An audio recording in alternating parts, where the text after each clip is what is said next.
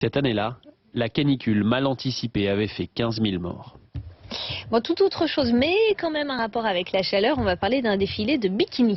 Il a été présenté le 5 juillet 1946. Pour la première fois. Ouais, pour la première fois, son inventeur c'est un Français et ça s'est passé à la piscine Molitor. 69 ans plus tard, un défilé lui a donc rendu hommage. Anne-Sophie Varmont.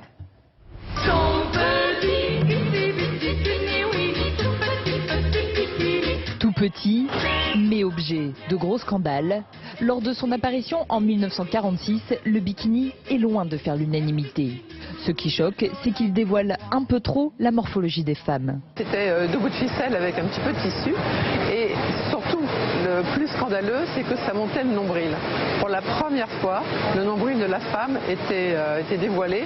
Et ça, c'était vraiment insupportable. Elle s'enroula dans son peignoir de bain.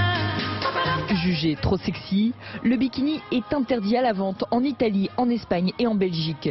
En France, il divise. Il est prohibé sur les plages de l'Atlantique et autorisé sur celles de la Méditerranée. 7 ans plus tard, tout change. Brigitte Bardot le porte lors d'une séance photo.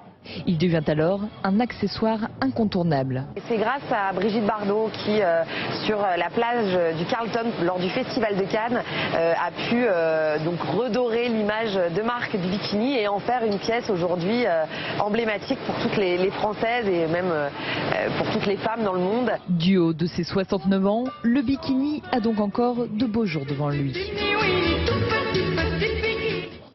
Et vous restez avec nous dans un instant, c'est journal.